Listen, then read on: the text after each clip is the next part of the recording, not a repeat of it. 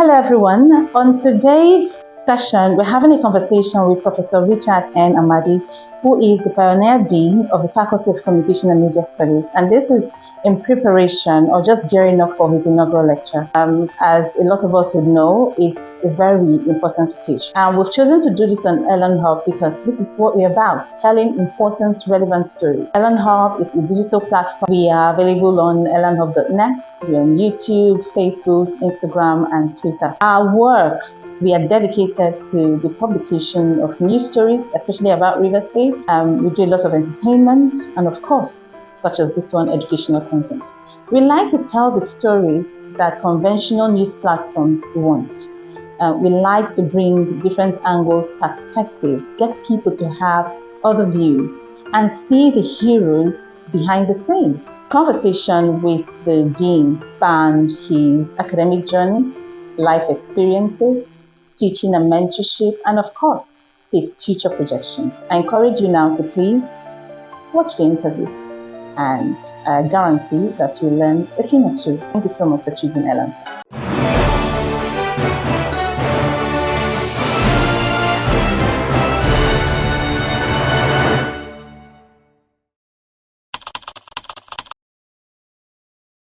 Very much happy,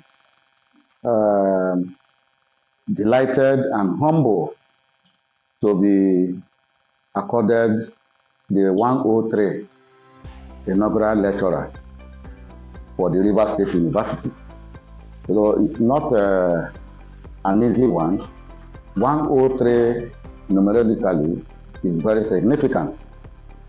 Secondly, the inaugural lecture is a landmark for the Faculty of Communication and Media Studies because this is the first in the series. Since the creation of the Faculty of Communication and Media Studies, this is the first time a staff of the faculty will present an inaugural lecture. Well, of course, my mom died at the age of 103, so it is a glory for me to present a 103 inaugural lecture. I'm humble because it will add to the body of knowledge, especially in the area of public relations, which have been neglected, rejected, and subdued by other professions, especially those in the administration.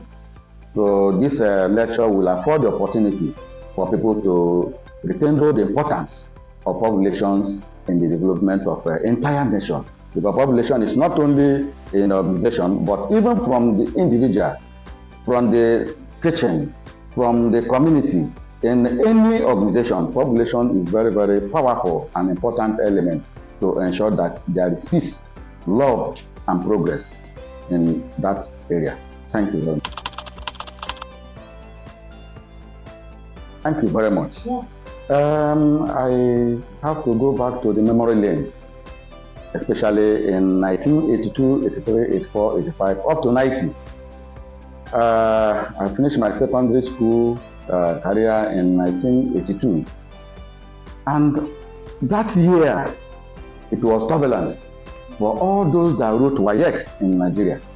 There was massive seizure of results, WAEC. And even those that have results has just very half.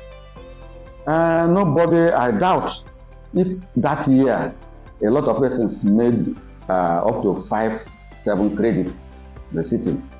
So it affected my school. Almost everybody that wrote the exam that year in Calabar National College, Ogoma, had one casualty or the other. So when we're out of school, a lot of us went back to register as external candidates. So by 1983, 84, the government of River State, championed by former but now late Fidelis Oyakhilome, who was the then governor of River State, governor administrator, now established what they call skill acquisition. Or sometimes it names some as a school to land authority and establish those authorities. And because there was no work, incidentally, it was a period of austerity measure, a situation where those working were laid off because of the economic situation of this country. You see, what is happening today is not new to some of us because we have passed through turbulence, we have passed through a lot of hold up, we have passed through a lot of challenges, but we keep on pushing because we must be focused in whatever thing you are doing. If you are not focused, then you fall by the wayside.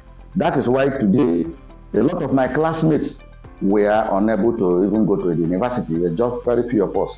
But I summoned courage to join that skill acquisition authority, and the government of Rivers State posted me to Nigerian side to study newspaper writing and all the rest. So on that stage, I performed credibly, all right? And I was asked to work as a staff trainee in the Nigerian side. And within the period, I developed interest in the crime reporting. So from crime reporting, I was sent to judicial correspondence. So I covered all the crimes in Rivers State.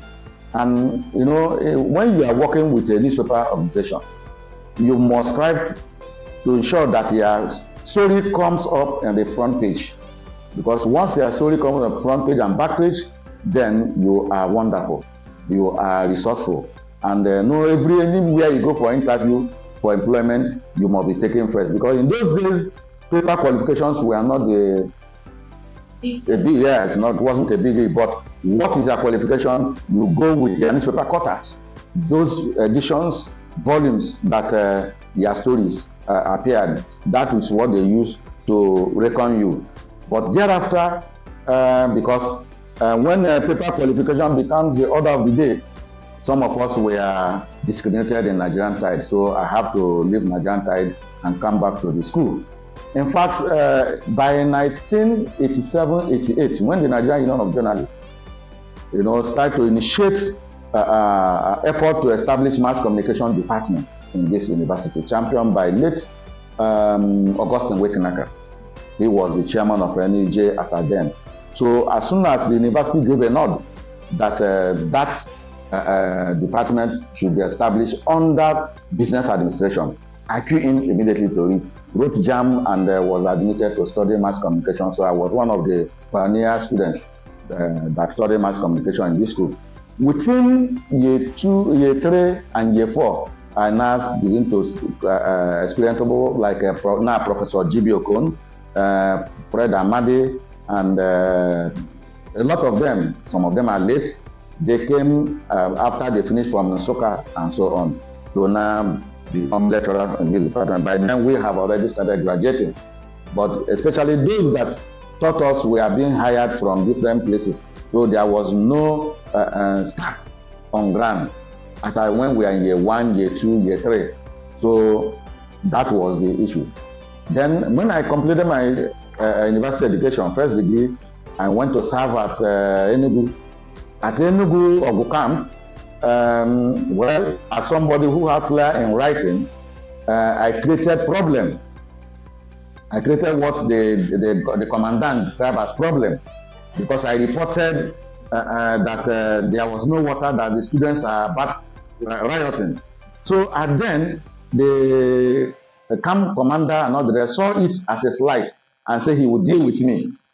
So he now posted me to a village where the secondary school just started, a place called Agbibeje, in Ibuze, not local government area. So I went to that place. Well, as a man, you must try to, get what you need. So God made it possible for me. I got to the village. They are in year 1, and the students, the children does not even understand English language. So what do? I start to teach them, learn the language and not the rest, because they are not speaking Igbo language. The language is more or less Wawa language. Wawa. So it was not pure English language. How do I cope up? I tried by the grace of God. So as soon as we finished the 1-year NYC program, I now joined University of Nigeria, because along the way, you are going to that village, you passed the gate of University of Nigeria, Nsukka. So that was how I couldn't come back to Port Harcourt. I immediately collected a form and joined the session for my master's degree. So once I finished my master's degree, I came back, started hustling, looking for a job, but no job. Well, I said, let me try River State University. I applied. They replied, Kosi Professor, Emeritus Professor Achinebu. That was when Vice Chancellors were given the power to employ and sack. But now, Vice Chancellor does not have that power. So I was invited and asked to become a lecturer in 2000. So by 2001, Dr. Makli, who retired from Nigeria, was hired to come and manage the department because he was the only person that had PhD in journalism. Well, God so kind, we worked together, and he said, Richard, I don't know university administration, you have been here before me, you have to guide me. I said, no problem. That was how we started working together. So we worked until 2005, 6. Professor Kona became the acting head of the department, and thereafter Professor Fred Amadi before myself. So I have walked through the university, I passed through the rank and file of the university, River State University. So if we are in the army, we should be the generals at this point. So, but by the grace of God, a professor is a general. So I now became a professor in 2021, having passed through this rigors. Well, within the period of my stay in this university, I have one way or the other impacted on the life of students, friends, and associates. I know that I have already assigned to be a public servant. And within this period, to be a public servant, you must understand the dynamics of a human being, because human beings are different. Coming from different backgrounds, they must exhibit different culture and all the rest. So you take every human being the way he appears and deal with them. You must not force somebody to behave the way you want him to behave, but guide him. Because if there's no guide, the person will not achieve what he or she is here for. So you take them by that way. Well, as a lecturer and teacher, we have encountered students that are in courtists, dangerous ones, and all the rest. We try to manage them. Because as a lecturer and a researcher, you are like a psychiatric doctor. You must understand the psychology of human beings and ensure that they don't attack you. So that alone makes me to have love in this profession as a teacher. I can't do any other work again than teaching. So if you remove teaching from my life, then it's like a fish you remove from the water. And if that fish is on the land, the fish will not survive. You see, in this part of the world, we don't use communication machine and techniques to lecture. So the most important thing a lecturer should do is to make the class livelier. As people come from their houses, they come with different problems. Some may be battling with domestic issues. Some may be battling with financial issues.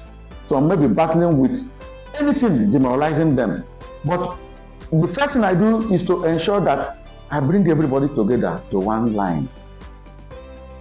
Make fun. Teach. After 30 minutes, students are carried away back to their home. But you create a fun to bring them back. At a stage, I decided to establish kind of a feedback mechanism by way of giving money, cash, for somebody who answered a question. I say, no, you answer this question, I give you 20 naira, 50 naira, 100 naira. In that way, students become interested. Because you come to school and you are giving 100 naira 200 naira, 1,000. People will be interested. Whenever I have lecture, wherever they are, they will have to be there. Maybe they will be the luckiest person to go with 500 naira that will add to their feeding, transportation, and so on. It's good.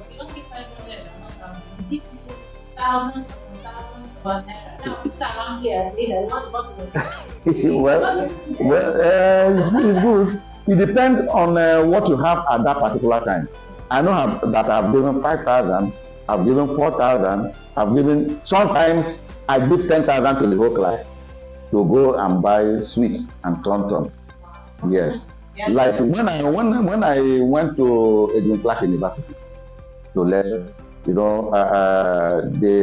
that department today cannot, the history of that department cannot be complete without, because I helped to establish that department. What I normally do, whenever I'm going, I buy tom in quantum. As I enter class, I give everybody to lick. So by the time you start licking, you see, the interest will be there. Whatever the lecturer is telling you, are interested.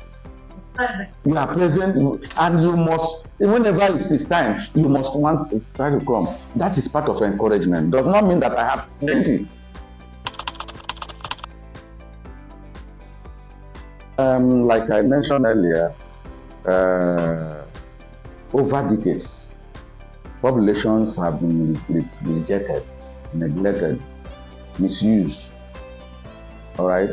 So the topic is to bring in, or to tell people that population is very, very vital in anything we are doing. Coming from the title, entropic, negentropic, in humanities setting, all right, and so on. Now, when we talk about entropy is disorder. Negentropy is order. All right. So even in every establishment, there are people come from different places with different interests, different perception, and so on. So people, even if as we are all sitting here, people want to sit here. People here want to rubbish you. All right. From creation, we know human beings are social animals. Right from family, we depend on each other to succeed. For instance, I depend on you for this interview to flow. You depend on me for certain things. That is interdependence. But even if you are depending on each other, we still have ulterior motive to overthrow you. So why do we do that? It is we are in entropic society, whereas we want a negentropic society. So that is why what is the hope? Where we have this and this. This is order, this is disorder. So what is the hope? The hope is populations. So populations, yes.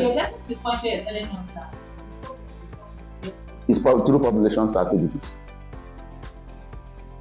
Yes. Because even if you all want to go to heaven, law is not in the heaven because there is order. So if you are a lawyer, don't think if you go to heaven you cannot practice law. If you are an architect, no way. Already God is the master architect. All right. So no matter what you read, if you are an engineer, if you go to heaven, everything there in heaven made. But in heaven, it's only relationship that strives. So what are we talking about?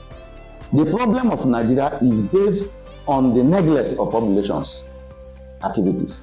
That is why there is problem. But if the Nigerian government should allow experts to manage their affairs, I think Nigeria would be in a better place to thrive. It will eliminate greed.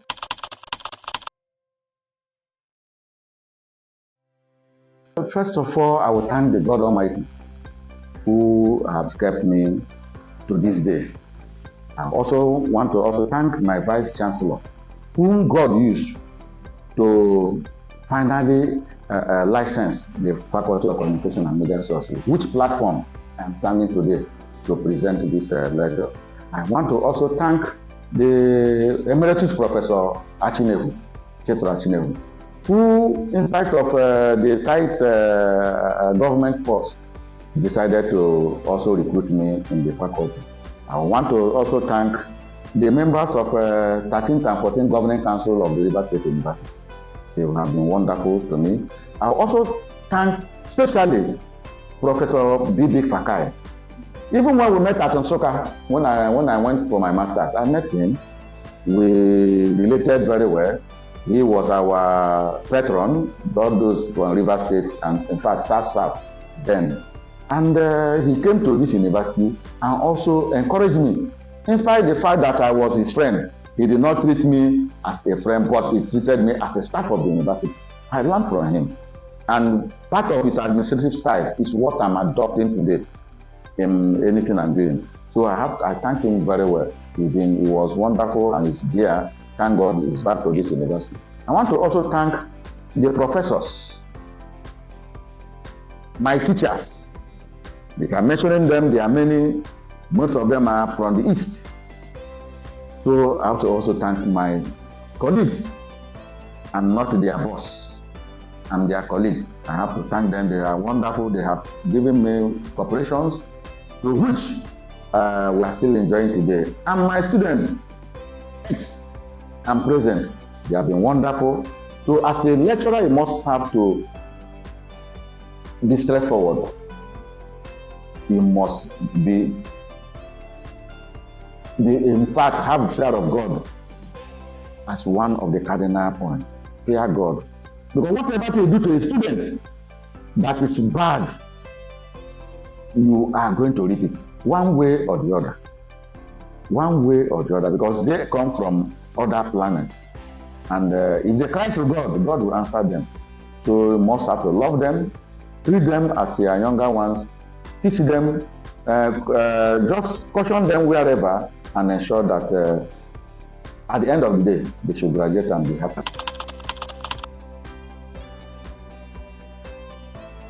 I would tell her that that's what God asked her to do. It's because of me God created her, and it's because of she God created me. So we have been together. Not that everything is seamless, but we quarrel, we settle ourselves. So I have to thank her for tolerating me, because at a stage, books were on top of the bed. Books were on top of the bed. Even when we bought transmitter, I was sleeping with the transmitter on my bed. She was not sleeping on the bed. So that alone could have created a problem. But we understood ourselves because we communicate. Communication is very, very vital. Because whatever thing you are doing, you don't communicate, you don't understand yourself, then the world will be a wrong place for us to live. Thank you very much. I'm happy, especially when my students graduate. When they graduate without problem, I am very extremely happy. But if they fail, I'm not happy, because it's like I've not done my work. So for any teacher, any lecturer to be happy that he or she have done well is when your students have graduated, when they are shining. And if you go to the field, a lot of them are working in a good environment. I have not had any adverse report from any employer of labor that everything depends on God decide that. God decide that. Human being cannot tell I will be here the next second. So if God permits, we will be there. So the sky is our limit. Yes, I like that. I like that question, because the history of Mpolo, in fact, Rebisi as a whole, in fact, let me say, no person from Rebisi, Mpolo, who is the immediate sovereignty, have been either deputy chancellor, either vice chancellor. But well, I'm calling on the River State government to also look back to remember some people from this community, because we sacrificed the entire vast land to the university. We're not capable, but they should also think about that and see one of the sons or daughters of Mpolo or Rebisi to be appointed in the HEM. Like the theme of my lecture, we should strive to cooperate. and communicate at all times, so that the world will be a better place for the living. Thank you. Wow.